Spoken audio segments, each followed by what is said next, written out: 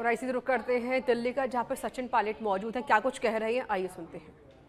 विषय में जो सबसे बेहतरीन काम हुआ है वो तेलंगाना सरकार ने किया है। तेलंगाना सरकार का जो सेंसस है वो बहुत समझदारी से किया गया है, विशेषज्ञों को उसमें ज्वाइन कराया गया है और सरकार ने किसी अधिकारी ने बैठ के नहीं किया है। उन्होंने एनजीओ से प्राइवेट पार्टिसिपेशन कराया है, टेक्निकल लोगों को जोड़ा और एक बहुत विस्तृत जानकारी प्राप्त करने के लिए सेंसस किया है। सेंसस करने का मतलब यह है कि हमें पता पड़े कि हम आने वाले समय में किस प्रकार का अपना प्रोजेक्ट बनाएंगे, बजट देंगे, स्कीम्स और पॉलिसीज बनाएंगे। तो कांग्रेस पार्टी का बड़ा स्पष्ट मत है कि सिर्फ किसी व्यक्ति की जाति जान लेना एक कॉलम में वो हमारा उद्देश्य नहीं है। उद्देश्य यह है कि कैसे समाज का वो तबका जो पिछड़ा रहा आर्थिक रूप से, शैक्षिक रूप से, उन लोगों को मुख्य धारा में लाने के लिए हम लोग क्या कर सकते हैं। जब तक आंकड़े नहीं आएंगे, और आंकड़ा पहला पड़ाव है, रियल टेंजिबल वेरीफाइड डेटा हमारे पास आएगा, उसके बाद हम लोग उसमें सुधार कर सकते हैं।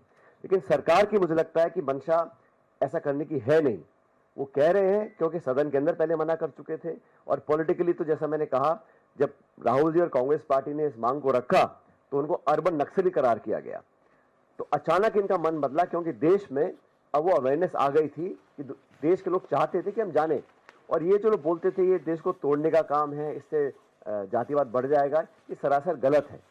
मैं फिर दोहराना चाहता हूं, तेलंगाना सरकार ने जो सेंसस किया है उसका जो ऑब्जेक्टिव है वो सिर्फ किसी की जाति पूछना नहीं है, वो किन हालात में रह रहे हैं, उनके बच्चे क्या पढ़ रहे हैं, क्या वो खाते हैं, कैसे वो रहते हैं और क्या उनको आगे मदद करने के लिए हम कर सकते हैं।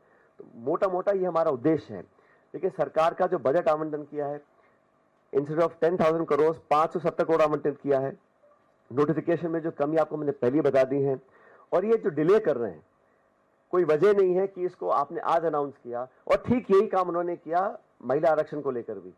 इतना लंबी समय सीमा बांध दी है कि वो कब पूरा होगा कोई जानता नहीं है।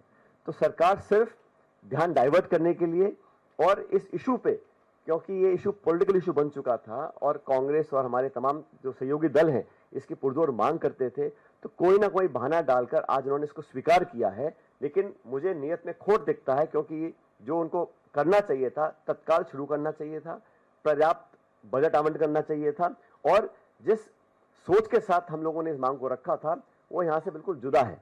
इसमें कहीं कोई ऐसा आंकड़ा नहीं है, ना कोई ऐसी स्पष्टता है कि जिस उद्देश्य के साथ हमने इस मांग को रखा था उसको पूरा करने की हम कोशिश कर सकें।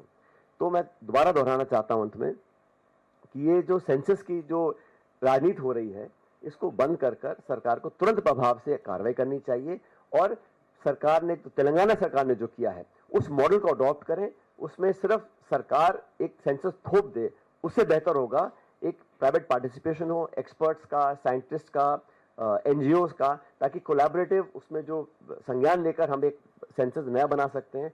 और जो धनराशि आवंटित करी है 570 करोड़, ये बहुत कम है और इसमें हजारों करोड़ रुपए खर्च होते हैं। तो सरकार को स्पष्ट करना चाहिए कि ये डिले क्यों किया, बजट क्यों कम दिया गया है, और जिस ऑब्जेक्टिव के साथ हम लोग करना चाह रहे थे उसको सरकार कब पूरा करेगी। आपके कोई सवाल है मैं पूछ सकता हूं?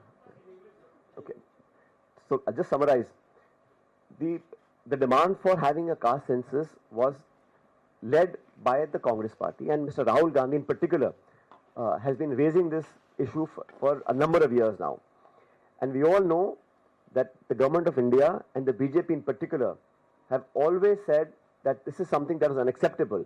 In fact, in a written reply to a parliamentary question, government had said it was not proposing to do any caste census.